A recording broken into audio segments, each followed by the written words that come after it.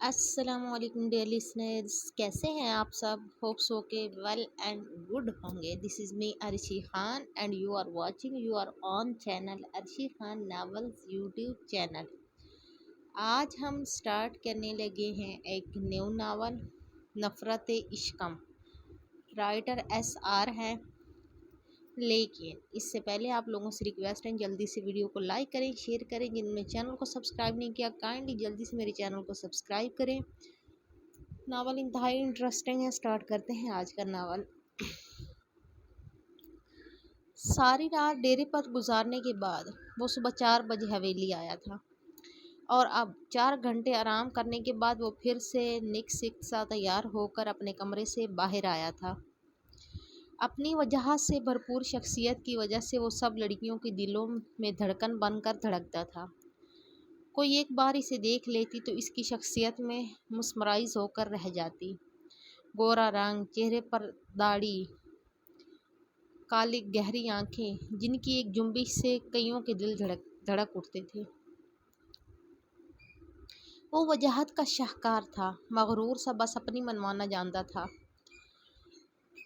کسی اور کی ماننا تو اس نے سیکھا ہی نہیں تھا۔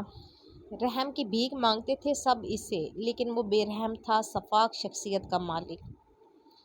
وہ شاہانہ چال چلتا ہوا کھانے کی میز کی طرف بڑھا تھا۔ ایک کرسی کھینچتے ابھی بیٹھا ہی تھا کہ ملازمہ نے جلدی سے کھانا لاتے وہاں پر کھڑے ملازم کو دیا تھا، جس نے جلدی جلدی کھانا ٹیبل پر لگانا شروع کیا تھا۔ اسے لڑکیوں کا بلا وجہ مردوں کے سامنے آنا نہیں پسند تھا، اسی لیے کھانا بناتی تو عورتیں ہی تھیں، لیکن میز پر مرد ملازم ہی کھانا لگاتے تھے۔ شجر میری شیر، کہاں جانے کی تیاری ہے؟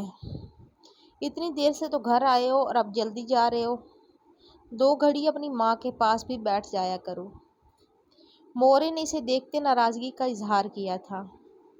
مورے، آپ بھی کیسی باتیں کرتی ہیں؟ میں مرد ہوں، کوئی عورت تو ہوں نہیں جو گھر پر ٹک کر بیٹھوں۔ گھر پر ٹک کر بیٹھنا عورتوں کا اچھا لگتا ہے، مردوں کا نہیں، اس لیے بلا وجہ ہمیشہ ہی ایک ہی بات نہ کیا کرو۔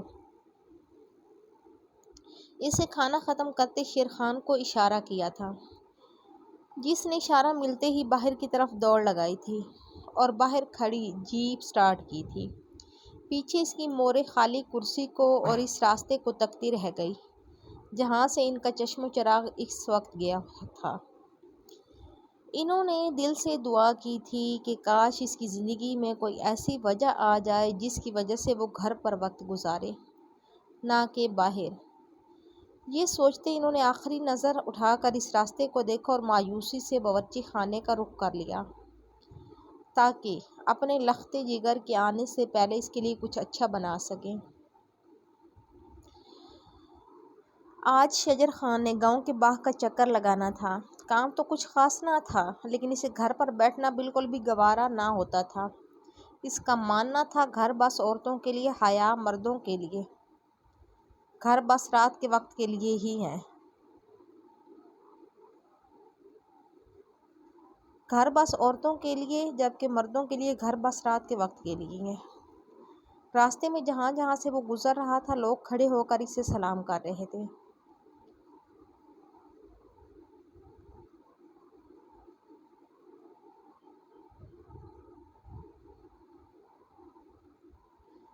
جن کا جواب دینا ضرور نہ سمجھتا تھا۔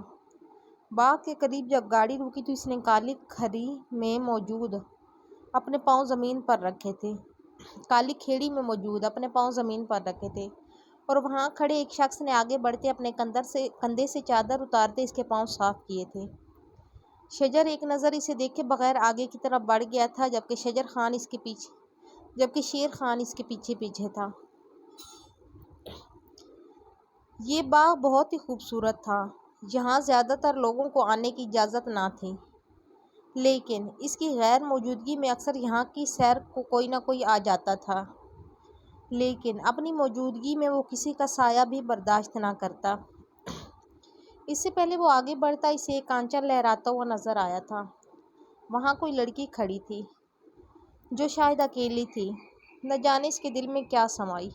اس کے قدم خود بخود اس کی طرف بڑھنے لگے۔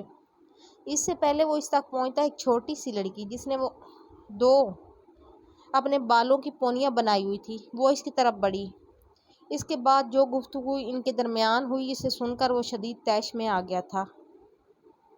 وہ چھٹانگ بھر کی لڑکی اس کے بارے میں کیا کیا بولی جا رہی تھی۔ اس کے ہی گاؤں میں رہتے اس کی زمین پر کھڑی وہ اس وقت اسی کو برا بھلا ہی کہہ رہی تھی۔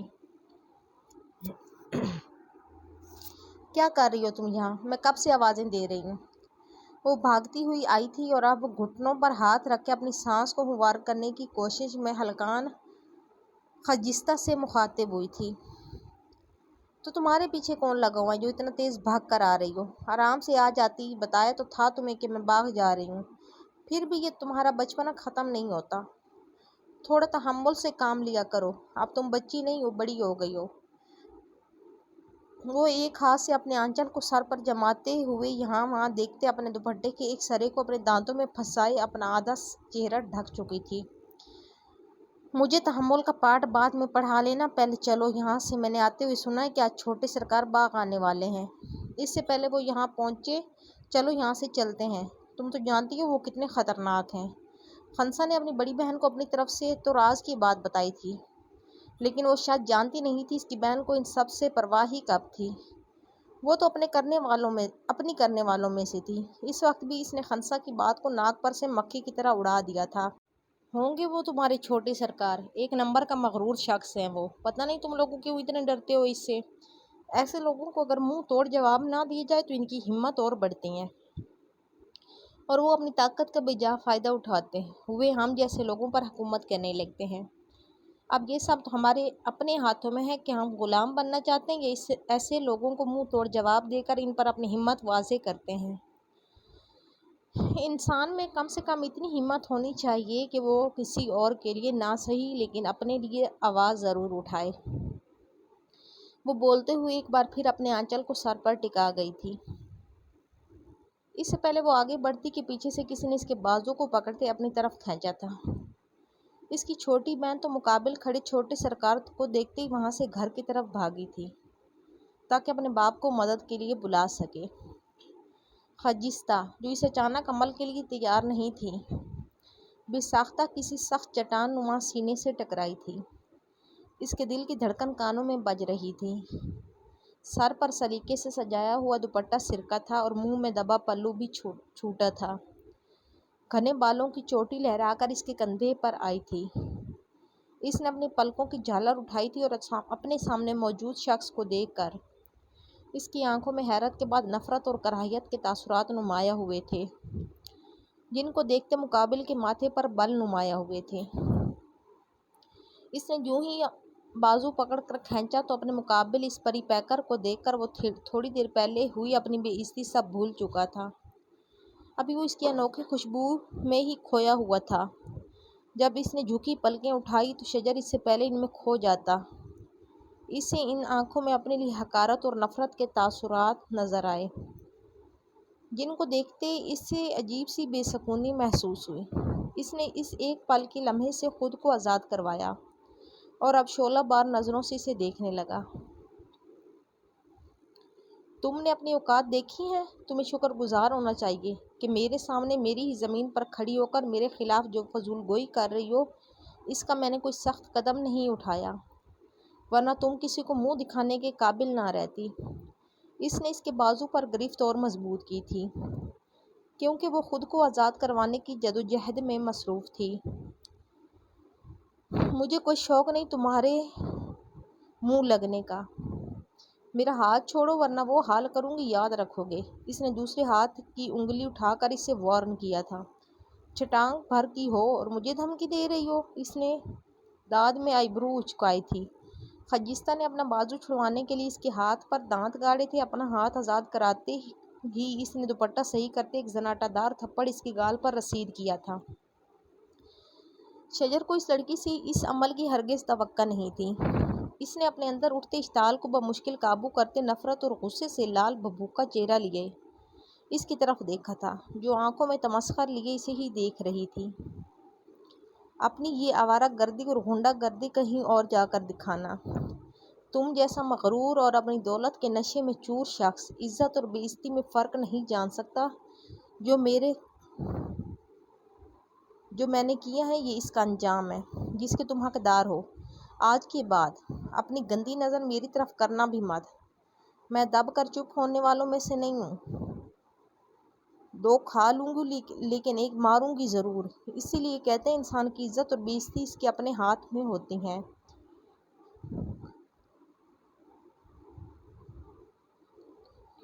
اپنے گھٹیا عمل سے تم نے بے عزتی کا مزہ تو چکھ ہی لیا ہوگا۔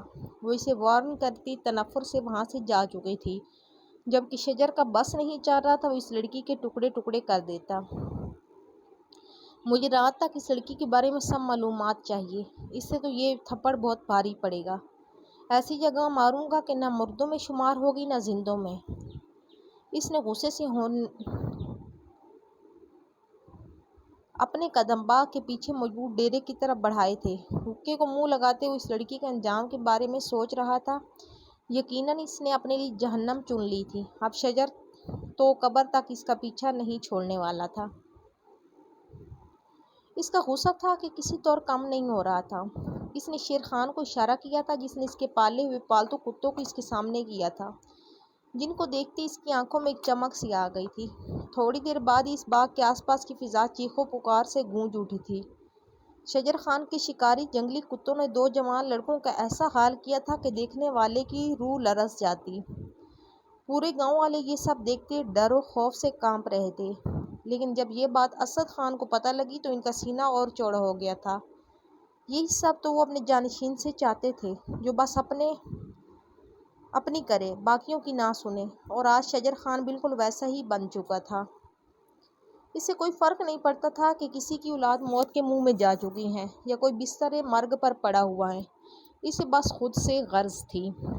شیر خان نے رٹے ہوئے طوطے کی طرح اسے ساری معلومات لا کر دے دی تھی، جسے سنتے شجر خان نے اپنی مونچھوں کو تاؤ دیا تھا اور کہا تھا، شیر خان گاڑی نکالو۔ جی سرکار۔ سرکار غلطی معاف، لیکن وہ لڑکی اتنی معمولی سی ہے، اس سے کیا بدلہ لینا؟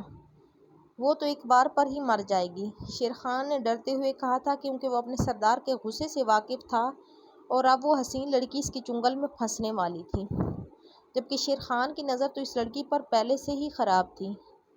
اگر اب شجر نے اس پر نظر ثانی کر لی تھی تو مطلب صاف تھا، اب شیر خان اس پر نظر نہیں رکھ سکتا تھا، اس لیے وہ یہ جتن کر رہا تھا۔ اوقات تو اس کی اس گاؤں میں رہنے کی بھی نہیں ہے، لیکن اب میں اسے نکالوں گا نہیں، بلکہ اب سزا کا وقت ہے۔ تم بس دیکھتے جاؤ میں کرتا کیا ہوں۔ اپنے بالوں میں ہاتھ پھیرتے اس نے کندھے پر پڑی چادر درست کی تھی اور خود باہر موجود منظر کو دیکھنے لگا۔ اس وقت اس کے چہرے پر چٹانوں سی سختی تھی، کوئی اندازہ نہیں لگا سکتا تھا کہ اس کے اندر کیا چل رہا ہے۔ تھوڑی ہی دیر میں وہ لوگ گھر پہنچے تو شجر نے ایک بار پھر اپنے کندھے کی چادر درست کی تھی۔ اس سے پہلے وہ گھر کی دہلیز پار کرتے اندر بڑھتا، جب اسے مجبوراً رکنا پڑا۔ وجہ اس کے سامنے تھی۔ تم میں شرم حیا نام کی چیز ہے زلیخا خاتون؟ 1000 بار منع کرنے کے باوجود تم اپنی حرکتوں سے باز نہیں آتی ہو۔ ایک دن اپنے انہی ہاتھوں سے تمہاری جان لے لوں گا۔ وہ غصے سے دھاڑا تھا۔ زلیخا کا کلیجہ ایک پل کے لیے کانپ اٹھا تھا، لیکن وہ اس کی دیوانی تھی، بچپن سے اسے پسند کرتی تھی، اس کی انہیں غصے والی اداؤں پر وہ مر مٹی تھی۔ جب شجر سامنے ہوتا وہ صحیح غلط سب کی تمیز بھلا دیتی تھی۔ شجر سائیں آپ غصہ نہ کریں، یہ بیجا چیز تو بس آپ کا دیدار کرنے آئی ہے۔ آپ تو اپنا دیدار کرواتے نہیں، اس لیے مجبوراً مجھے آنا پڑا۔ اور پھر آپ غصہ کرتے ہیں، کبھی آؤ اکیلے میں گپ شپ ماریں گے۔ اس نے بات کو مزاح کا رخ دیتے کہا تھا، لیکن اپنے گال پر پڑنے والی تھپڑ اسے اس کی اوقات دکھا اور سمجھا گیا تھا۔ اپنی شکل گم کرو یہاں سے۔ وہ بولا نہیں، دھاڑا تھا، جس کی گونج پوری حویلی میں سنائی دی تھی۔ مورے ایک طرف کھڑی اپنی بھانجی کو افسوس سے دیکھ رہی تھی، جسے انہوں نے منع بھی کیا تھا کہ ان کا بیٹا سرفراں ہے، اس سے جا کر اپنا سر نہ پھوڑے، لیکن وہ بھی کہاں کسی کی سنتی تھی۔ عورت ذات ہو، ورنہ نہ جانے اب تک میں کیا کر چکا ہوتا۔ شرم آ رہی ہے مجھے کہ تمہاری رگوں میں صمد خان کا خون دوڑ رہا ہے۔ جو حرکت آج کر دی ہے وہ دوبارہ نہ ہو۔ ورنہ میری بندوق کی ساری گولیاں تمہارے بھیجے میں اتار دوں گا۔ اس نے اسے تنبیہ کی تھی، جو ڈھیڑ بنی بڑی دیدہ دلیری سے اس کی آنکھوں میں جھانک رہی تھی۔ ایک کی آنکھ سے سرخ شرارے دوڑ رہے تھے تو دوسرے کی آنکھوں میں ضد تھی، دیوانگی تھی، محبت تھی جس سے وہ پتھر دل انجان تھا۔ اس نے اس کے بازو کو اپنی گرفت میں لیا اور اس سے ایک جھٹکے سے سائیڈ پر کرتے اندر بڑھ گیا تھا۔ کمرے میں آ کر وہ اپنے کپڑے لے کر باتھ روم میں گھس گیا تھا۔ وہاں سے نکلنے کے بعد بھی اس سے اپنے اعصاب چٹکتے ہوئے محسوس ہو رہے تھے۔ وہ بالکنی میں آ کر کھڑا ہو گیا تھا جہاں سورج غروب ہو رہا تھا۔ اس کی روشنی ابھی بھی چارسو پھیلی ہوئی تھی۔ وقت گزرتے پتہ ہی نہ لگا کب مغرب کے بعد عشاء بھی ہو چکی تھی۔ اس نے اپنے بستر پر لیٹتے اس لڑکی کے بارے میں سوچا تھا جس کی کل زندگی ایک نیا موڑ لینے والی تھی۔ وہ بے بس ہو کر رہ جانے والی تھی۔ اسے تو معلوم بھی نہ اس کے ساتھ کیا ہونے والا تھا۔ تمہاری زندگی کی آخری پرسکون رات مبارک ہو۔ کل سے تمہاری زندگی ایسی جہنم بناؤں گا کہ تم اپنے پیدا ہونے پر پچھتاؤ گی۔ خجستہ نے وہ ہمت تو کر لی تھی لیکن اندر سے اب وہ خوف زدہ تھی۔ وہ ڈرتے ہوئے گھر کی طرف جا رہی تھی جب اسی وقت عالم اس کی راہ میں حائل ہوا تھا۔ کیا ہوا؟ تم اتنی پریشان کیوں لگ رہی ہو؟ ماتھے پر اتنا پسینہ کیوں آ رہا ہے؟ اچھا ہوا عالم تم مل گئے، میں تمہارے بارے میں سوچ رہی تھی۔ تم چلو کہیں بیٹھ کر بات کرتے ہیں۔ وہ آس پاس نظر ڈالتے اس سے بولی تھی۔ ہاں آ جاؤ، وہاں درخت کے پاس بیٹھ کر بات کرتے ہیں، وہاں سے کوئی دیکھے گا بھی نہیں۔ اب بتاؤ کیا ہوا؟ ہونا کیا، کچھ نہیں ہوا، بس میں تمہارے بارے میں سوچ رہی تھی تم مجھ سے کتنی محبت کرتے ہو۔ اس نے عالم کے سبھی چہرے کی طرف دیکھتے اس سے پوچھا تھا۔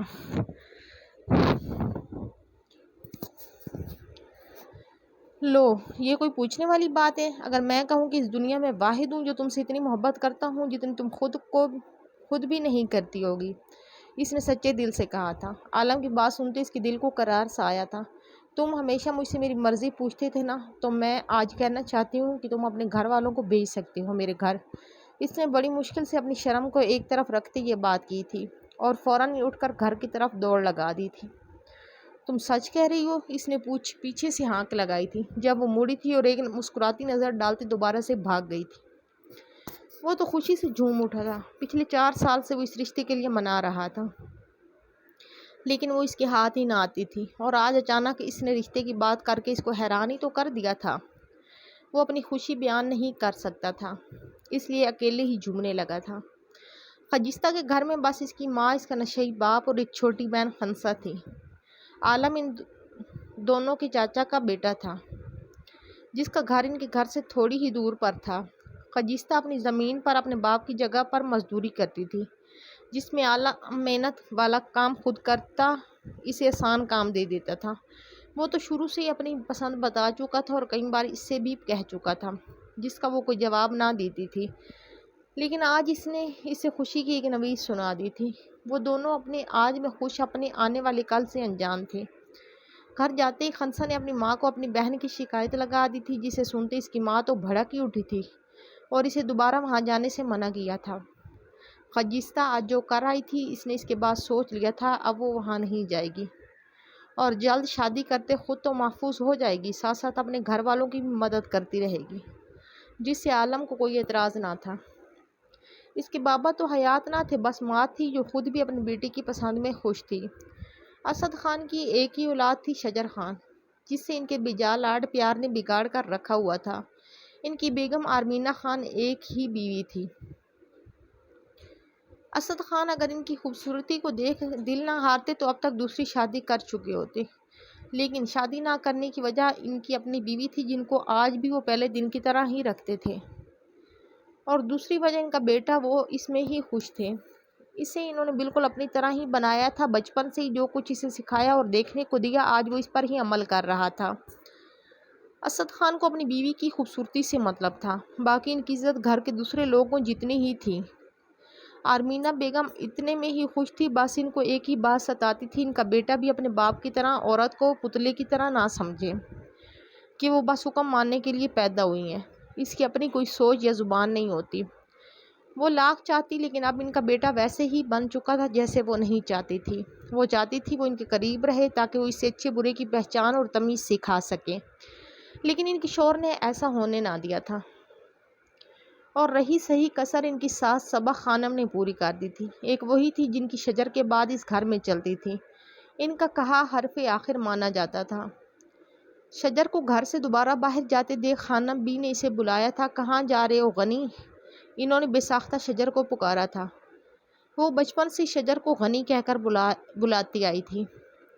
ان کا کہنا تھا کہ وہ شکل و صورت میں بھی غنی ہے اور کردار کا بھی، اسی لیے انہوں نے اسے غنی پکارنا شروع کر دیا تھا۔ شجر الٹے پاؤں ان کی طرف بڑھا تھا اور ادب سے ان کے پاس جاتے اپنا سر ان کے آگے جھکا دیا تھا۔ جنہوں نے اس کے سر پر پیار اور شفقت سے ہاتھ پھیرتے اسے پاس بیٹھنے کا کہا تھا۔ اتنی جلدی ہے باہر جانے کی؟ 2 گھڑی گھر بھی بیٹھ جایا کرو۔ ماں تمہارا راستہ ہی دیکھتی رہ جاتی ہیں اور تم ہو کہ اسے وقت نہیں دیتے۔ خانم بھی گستاخی معاف، لیکن ایک بہت ضروری کام ہے جسے ابھی نہ کیا تو پانی سر سے اوپر چلا جائے گا، اس لیے وہ کرنا ضروری ہے۔ اور رہی بات مورے کی، تو آج رات کا کھانا میں مورے اور آپ کے ساتھ ہی کروں گا، اس نے مسکرا کر خانم بی کو جواب دیا تھا، اور ذہن میں بے ساختہ ہی من موہنی صورت سمائی تھی جسے سوچتے اس کی رگیں پھول سی گئی تھی۔ بس نہیں چلا تھا سب کچھ تہس نہس کر دے۔ معصوم سی شکل والی اس لومڑی نے جو حرکت کی تھی یقیناً اسے اس کی بھاری قیمت چکانی تھی۔ ہمیشہ خوش رہو میرے بچے، لیکن ایک بات ہمیشہ یاد رکھنا، اس دنیا کی رنگینیوں اور کاموں میں اتنا مت الجھ جانا کہ ماں باپ اور اپنے پیاروں کو وقت نہ دے سکو، ورنہ ایک وقت ایسا آئے گا جب یہ پیسہ تو ہوگا لیکن ماں باپ نہیں۔ اس لیے اپنی مورے کو وقت دیا کرو، وہ بہت پریشان رہتی ہیں، اور یہ درخواست نہیں میرا حکم ہے، آج کے بعد 12 بجے تم گھر پر پائی جاؤ۔ جو حکم خانم بھی، اب میں چلتا ہوں۔ اس نے خانم کے ہاتھ چومے اور باہر کی طرف بڑھ گیا تھا۔ اس وقت اگر شجر کو کوئی اتنی فرمانداری کرتے دیکھ لیتا تو یقیناً غش کھا جاتا۔ شیر خان جو کام کہا تھا وہ کیا؟ جی صحیح کام ہو گیا ہے۔ شیر خان کی بات سنتے شجر نے ایک شیطانی مسکراہٹ اپنے چہرے پر لاتے آنے والے وقت کا سوچا تھا اور گاڑی میں سوار ہو گیا تھا۔ ہائے شیر خان، آج یہ سفر مجھے کافی لمبا معلوم ہو رہا ہے، ذرا تیز گاڑی چلاؤ، اس نے کہکا لگاتے ہوئے شیر خان سے کہا تھا، جو خود بھی کھسیانی ہنسی ہنس دیا تھا۔ اپنی منزل پر پہنچتے ہی وہ بڑی شان سے اس جگہ کی طرف قدم بڑھانے لگا تھا جہاں اس کا مجرم موجود تھا۔ دروازہ کھولتے وہ اندر داخل ہوا ہی تھا جب وہ جنگلی بلی کی طرح اس پر جھپٹی تھی۔ پر وقت اگر وہ اس کا ہاتھ نہ پکڑتا تو اس کے چہرے پر ضرور اپنے پنجے مار دیتی۔ اس کی ہمت کی داد دیے بغیر وہ نہیں رہ سکا تھا، جو اس کی قید میں رہ کر بھی اپنی حرکتوں سے باز نہ آئی تھی۔ کیوں لائے ہو مجھے یہاں؟ وہ دل میں ڈر اور خوف لیے بظاہر اس کی آنکھوں میں آنکھیں ڈالے بولی تھی۔ اس کی عادت تھی اپنے ڈر کو پس پش ڈال کر وہ مقابل کو اس کی زبان میں جواب دینے کی عادی تھی۔ اب بھی بڑی دیدہ دلیری سے اس حیوان کی آنکھوں میں جھانکتی، جانے انجانے میں اس کی انا پر وار کرتی اسے بہت بری طرح سے اپنی طرف مائل کر چکی تھی۔ اس کی بات سن کر وہ دل و جان سے مسکرایا تھا۔ مسکرانے سے اس کے گالوں میں پڑتا وہ گڑا کسی کو بھی پہلی نظر میں گھائل کر سکتا تھا۔ جاننا چاہتی ہے تم یہاں کیوں لایا ہوں؟ تو سنو، میں اس گاؤں کے سردار کا جانشین ابھی اور اس وقت تم جیسی ایک غریب ملازمہ کی بیٹی پر ترس کھا کر اس سے نکاح کرنے والا ہوں۔ لیکن جانتی ہو سب سے مزے والی کیا بات ہے؟ اس نے کہکا لگاتے اسے دیکھا تھا۔ چلو تم تو صدمے میں ہو، میں بتاتا ہوں۔ سب سے اچھی اور مزے والی بات یہ ہے کہ سب کو لگے گا تم جیسے غریب نے مجھے رجھا کر مجھ سے شادی کی ہے۔ ہائے یقین جانو، یہ جملے میرے دل میں رس گھولیں گے، تم کیا کہتی ہو؟ اس نے ایک آنکھ ونک کرتے سامنے ہوں کھڑی خجستہ سے پوچھا تھا، جو شاید اس کی باتوں کو سمجھنے کی کوشش کر رہی تھی۔ تمہیں یہ غلط فہمی کیوں ہے میں تم جیسے ظالم اور مغرور انسان سے نکاح کروں گی؟ میری جوتی بھی تمہیں پسند نہ کرے کجا میں؟ اس نے ایک ہی جملے میں اس امیر زادے کو اس کی اوقات دکھا دی تھی۔ اب یہ بات اس کا مستقبل طے کرنے والی تھی جس سے وہ بالکل ہی انجان تھی۔ اسی وقت اس نے اس کی بات سنتے اپنے ملازم کو آواز دی تھی جو بوتل کے جن کی طرح حاضر ہوا تھا۔ جاؤ اور جا کر نکاح خواہ اور گواہ کے طور پر اس کے باپ کو اٹھا لاؤ۔ اگلے 15 منٹ بعد مجھے سب یہاں نظر آئیں، تب تک میں تمہاری اکڑو بھابھی کو راضی کر لوں۔ کیوں ہونے والی غریب سی بیگم، ٹھیک 15 منٹ بعد تم امیر ہونے والی ہو، تمہارے نام کے ساتھ میرا نام جڑنے والا ہے۔ ایک بار بس نکاح ہونے دو، تمہاری ساری بد اخلاقی کو اخلاق میں نہ بدلا تو میرا نام بدل دینا۔ پناہ مانگو گی مجھ سے لیکن ملے گی نہیں۔ وہ کہکا لگاتے ہوئے اس کی شکل دیکھ رہا تھا، جو گواہ کے طور پر اپنے باپ کا سن کر بالکل ہی خاموش ہو چکی تھی، جیسے اسے معلوم تھا اب کیا ہونے والا ہے۔ اس وقت اس کے دل نے شدت سے ایک شخص کو پکارا تھا، لیکن شاید اس کی پکار پہنچنے تک اس پر ایک قیامت آ کر گزر جانے والی تھی۔ تم اپنی بکواس بند کرو، ایک نمبر کے بد کردار ہو تم۔ میں کیا کوئی بھی تم سے شادی کرنے کے لیے دلی طور پر راضی نہ ہو؟ اپنا حلیہ دیکھو، جاہلوں والا۔ میں غریب سہی لیکن رہن سہن تم سے اچھا ہی ہے میرا۔ مجھے جانے دو ورنہ ساری عمر پچھتاؤ گے تم، اس نے انگلی اٹھا کر اسے کہا تھا، جبکہ مقابل نے وہی انگلی پکڑ کر اپنے منہ میں ڈالی تھی اور ہلکا سا دانتوں سے کاٹ کر اس کی آنکھوں میں دیکھنے لگا تھا، جو اپنا ہاتھ چھڑوانے کے جتن کر رہی تھی۔ دیکھو یہ بے بسی، ہائے مجھے یہی دیکھنا ہے تمہارے اس خوبصورت چہرے پر، بس دیکھتی جاؤ جانے من، آگے آگے کیا ہوتا ہے، اس نے مسکراتے اس سے کہا اور نکاح خواہ کے آتے ہی اسے لے کر باہر چل دیا۔ لیکن جانے سے پہلے اس کے چہرے پر گھونگھٹ کرنا نہیں بھولا تھا۔ اس سے پہلے وہ انکار کرتی، یہ شور مچاتی، اس کا باپ اس کے پاس آیا تھا اور سرگوشی نما آواز میں بولا تھا، چپ چاپ یہ نکاح کر لو ورنہ جو سیٹھ تیرے لیے گھر آیا تھا اس کے ساتھ خنسا کو بھیج دوں گا اور تو روک بھی نہیں سکے گی۔ تو جانتی ہے نا خنسا محض ابھی 14 سال کی ہے۔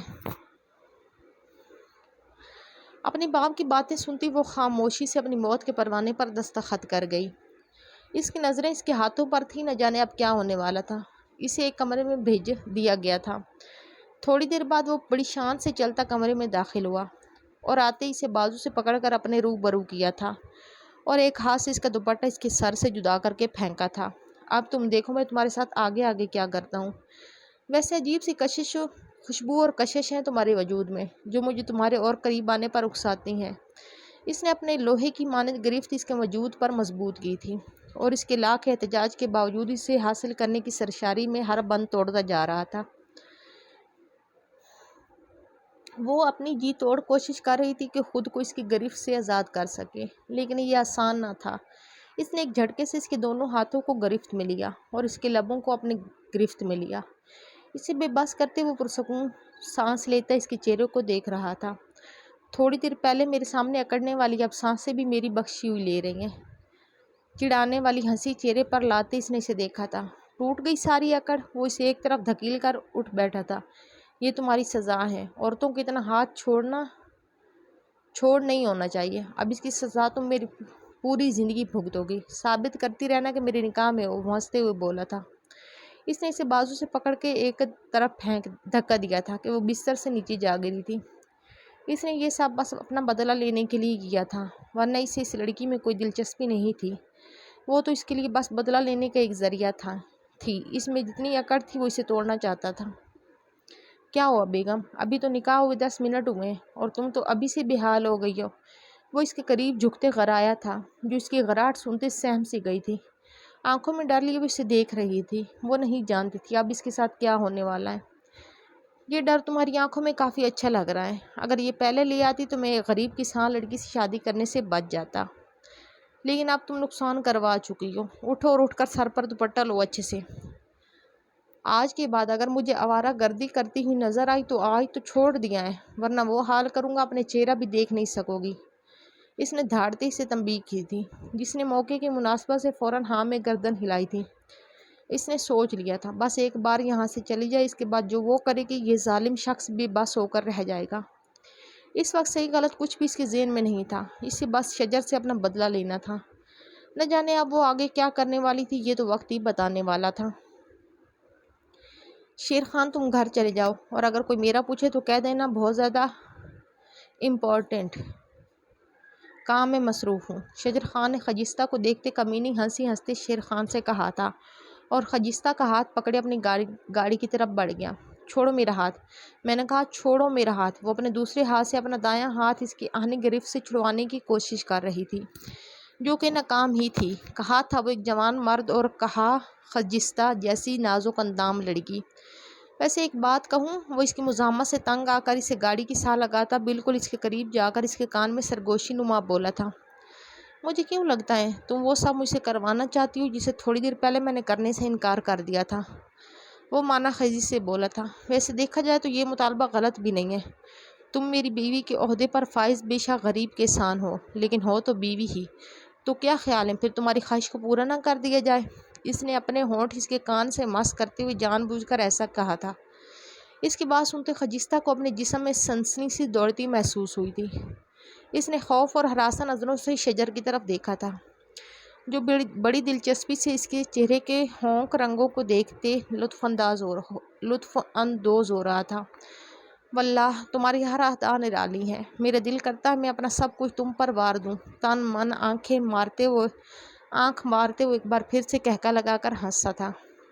اس کی ہنسی بڑی دلکش تھی، لیکن اس وقت اس کی ہنسی سے خجستہ کو خوف محسوس ہو رہا تھا۔ اس نے ایک دم سے اسے دھکا دیا تھا اور وہاں سے بھاگنے لگی تھی جب اس کا بازو ایک بار پھر شجر کی گرفت میں آ چکا تھا۔ اس نے اسے سمجھنے کا موقع دیے بغیر گاڑی میں ڈالا تھا اور خود گاڑی سٹارٹ کرتے سیٹی پر شوق دھن بجاتے خجستہ کو ذہنی اذیت سے دوچار کر رہا تھا۔ دیکھو مجھے جانے دو ورنہ تم بہت پچھتاؤ گے، ایسے گھاؤ دوں گی جو کبھی نہ بھر سکے۔ وہ اس مصیبت کے وقت میں اس سے درخواست کر رہی تھی اور جب کوئی اثر ہوتے نہ دیکھا تو اپنی ٹون میں واپس آئی تھی۔ دیکھو میرا اب کوئی قصور نہیں، تم خود مجھے اپنی طرح متوجہ کر رہی ہو، ورنہ میں تو تمہیں جانتا تک نہ تھا۔ لیکن تمہاری یہ غلطی، صرف غلطی نے آج تمہیں اس مقام پر لا کر کھڑا کیا ہے۔ اگر اس وقت مجھ پر ہاتھ نہ اٹھایا ہوتا تو آج اپنے گھر میں آرام سے رہ رہی ہوتی، لیکن نہیں، اب میں تمہاری آنکھوں میں اپنے لیے ڈر اور خوف دیکھنا چاہتا ہوں۔ ساری زندگی میرے نام پر بیٹھی رہو گی، نہ میں تمہیں منہ لگاؤں گا اور نہ تمہیں کسی کے منہ لگنے کے لیے چھوڑوں گا۔ وہ گاڑی روکتے یکدم سے بازو پکڑ کر اسے اپنی طرف کھینچتے ہوئے بولا تھا اور وہ کٹی ڈال کی طرح اس کے سینے کا حصہ بنی تھی۔ اسے قریب سے دیکھتے جیسے وہ مدہوش ہونے لگا تھا۔ اس نے آنکھیں بند کرتے اس کے بالوں کی گھنی چھاؤں میں گہرا سانس بھرا تھا۔ اپنے اس عمل سے وہ اس کا حلق خشک کر گیا تھا۔ خجستہ خود کو اس سے دور کرنے کی کوشش میں مسلسل ہلکان ہو رہی تھی، لیکن یہ سب اتنا آسان نہ تھا جتنا وہ سمجھ رہی تھی۔ کاش وہ اس سے ٹکرائی نہ ہوتی اور ایک دم جذباتی قدم کی صورت اس پر ہاتھ نہ چھوڑتی تو آج یوں بے بس نہ ہوتی۔ آنسو اس کی آنکھوں سے نکلنے کے لیے بے تاب تھے، لیکن وہ اسے اپنی کمزوری نہیں پکڑا سکتی تھی، اس لیے خاموش ہی رہی۔ اس کے دماغ میں سب کچھ چل رہا تھا اور اس نے سوچ لیا تھا وہ کیا کرے گی، جس سے سانپ بھی مر جاتا اور لاٹھی بھی نہ ٹوٹتی، جبکہ شجر تو جیسے کھو ہی گیا تھا۔ اس نے بڑی مشکل سے خود کو روکا تھا اور اسے ایک جھٹکا دے کر خود سے دور کرتے گاڑی کے دروازے سے لگا دیا تھا۔ سڑک سنسان تھی، اس وقت کوئی بھی وہاں موجود نہیں تھا۔ ویسے آپس کی بات ہے، منہ لگانے میں کوئی برائی بھی نہیں ہے، یہ کہتے وہ جھکا تھا، لیکن خجستہ نے اپنا چہرہ سائڈ پر کر لیا تھا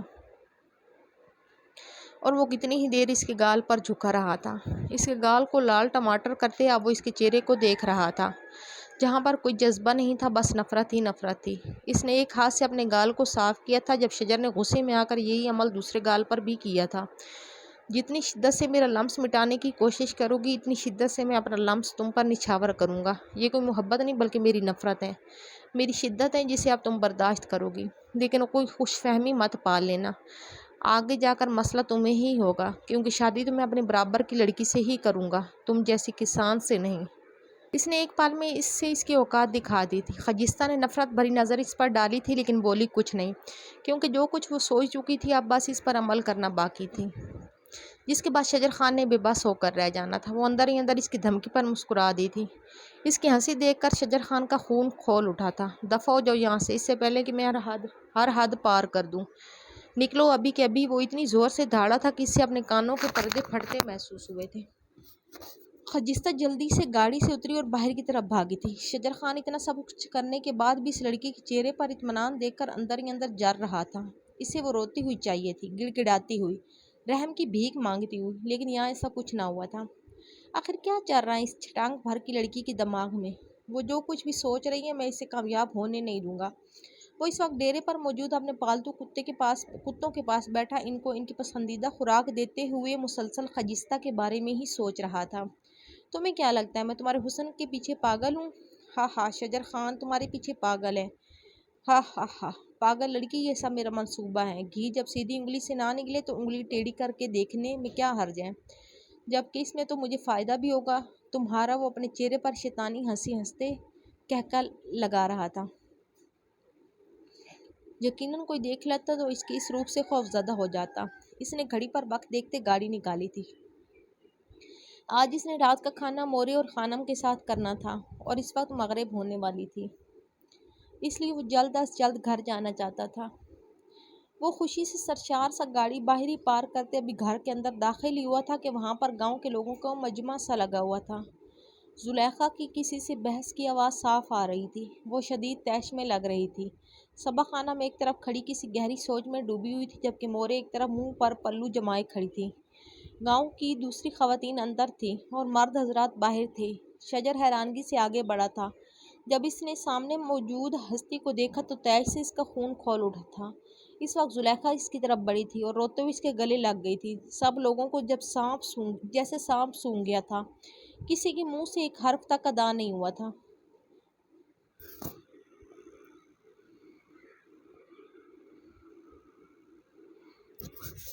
یہ دیکھو خان سائیں، یہ لڑکی بدذات کیا بول رہی ہیں؟ کہتی ہیں تم نے اس سے نکاح کیا ہے۔ کہہ دو کہ یہ جھوٹ بول رہی ہیں۔ وہ روتے ہوئے بول رہی تھی۔ شجر کو دیکھتے اس کی آنسو متواتر سے بہنا شروع ہو گئے تھے، جنہیں دیکھتے خجستہ نے دکھ سے اس لڑکی کو دیکھا تھا اور نفرت سے شجر کو، جس نے نہ صرف اس کی بلکہ ایک لڑکی کی بھی زندگی برباد کرتی تھی۔ شاید وہ لڑکی جو اس وقت رو رہی تھی اسے محبت کرتی تھی۔ یہ سوچ آتے ہی اس سے نئے سرے سے شجر خان سے نفرت ہوئی تھی۔ شجر نے روتی ہوئی زلیخا کو خود سے دور کیا تھا اور خجستہ کے سامنے جا کھڑا ہوا تھا۔ شیر خان، وہ زور سے چلایا تھا۔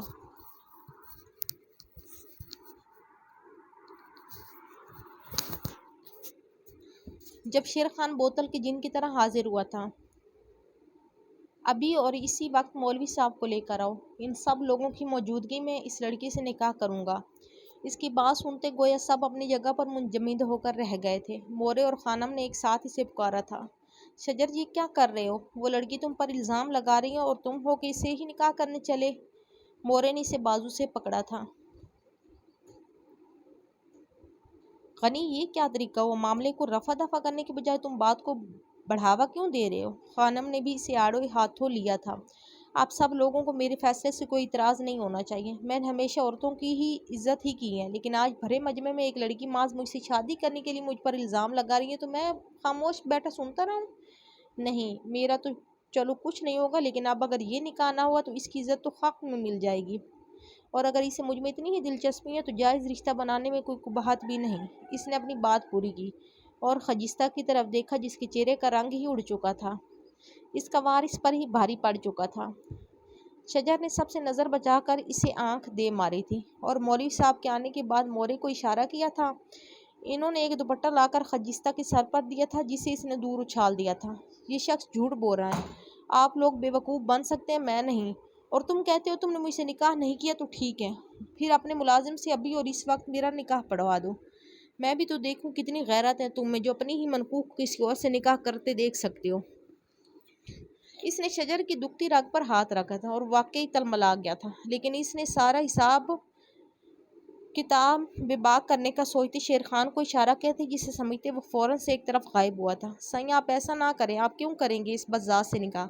اگر اس کو اتنی جوانی چڑھی ہوئی ہے تو کسی بھی ملازم سے اس کا نکاح کروا دیں، لیکن آپ نہ کریں۔ یہ لڑکی تو شکل سے ہی شاطر لگتی ہے، جو آپ پر الزام لگا کر آپ سے شادی کرنا چاہتی ہیں۔ آپ اسے اس کے مقصد میں کامیاب ہونے کیوں دے رہے ہیں؟ نکال باہر کریں اسے ابھی اور اسی وقت۔ اگر آپ نہیں کریں گے تو میں کر دیتی ہوں۔ زلیخا دیوانی بنی خجستہ کی طرف بڑھتی کہ اس وقت شجر نے اسے بازو سے پکڑ کر ہوش دلایا تھا۔ ہوش کرو، کیا ہو گیا زلیخا تمہیں؟ میں ایسا کچھ نہیں کر سکتا، میں سردار ہوں اور فیصلہ کرنا میرے ہاتھ میں۔ میں فیصلہ کر چکا ہوں، اس لڑکی کا مجھ سے نکاح ہوگا، یہی رہے گی میرے نام پر، لیکن صرف نام پر ہی بیٹھی رہے گی۔ اسے عیش و عشرت چاہیے، ملے گی، بس نہیں ملے گا تو میرا ساتھ۔ شجر نے اپنی مونچھوں کو تاؤ دیتے زلیخا کے جلتے دل پر جیسے پھوار سی ڈال دی تھی۔ خانم اور مورے الگ اپنے بیٹے کو دیکھ رہی تھی، جو آج ایک سردار بنا فیصلہ کر رہا تھا۔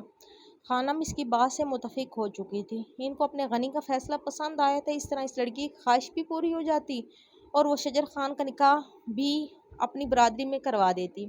وہ اب مطمئن تھی، مجھے اس نکاح سے کوئی مسئلہ نہیں ہے۔ شجر خان نے بہت صحیح فیصلہ کیا ہے۔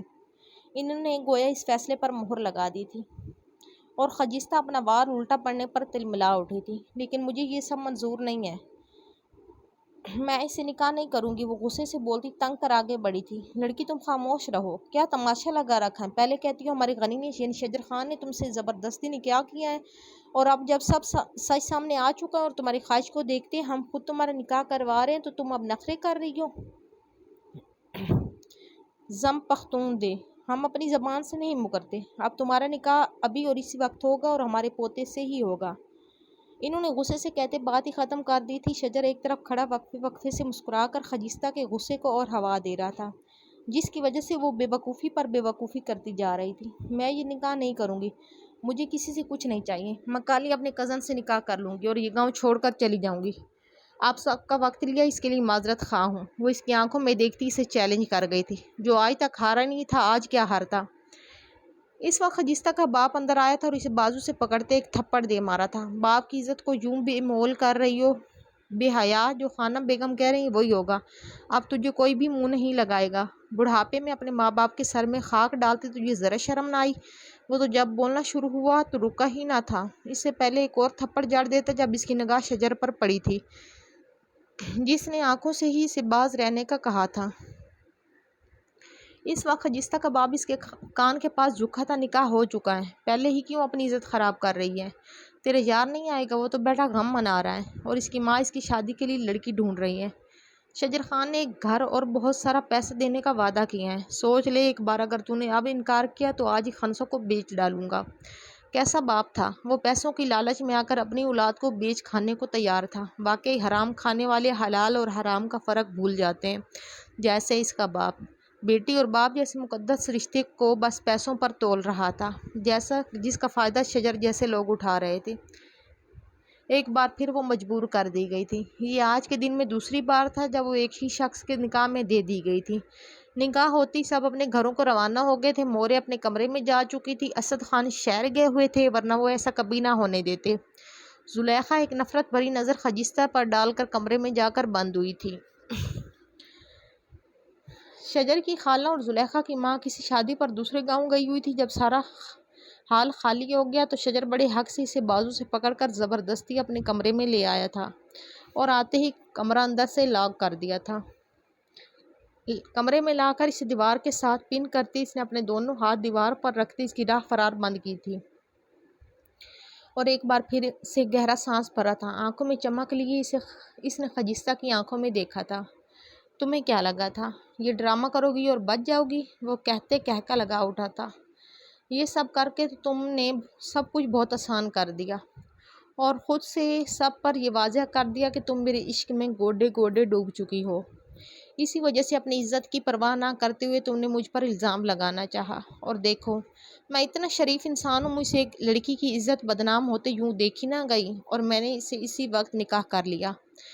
وہ کہتے ایک بار پھر دل کھول کر ہنسا تھا۔ دیکھو اب میں اتنا شریف ہوں کہ اپنی بیوی کو ذرا تنگ نہیں کروں گا۔ ایسا سب کو لگے گا کہ ہمارے بیچ سب ٹھیک ہے، لیکن ایسا ہوگا ایسا کچھ نہیں۔ میں تمہاری زندگی جہنم نہ بنا دی تو کہنا۔ وہ دیوار پر زور سے ہاتھ مارتے دھاڑا تھا۔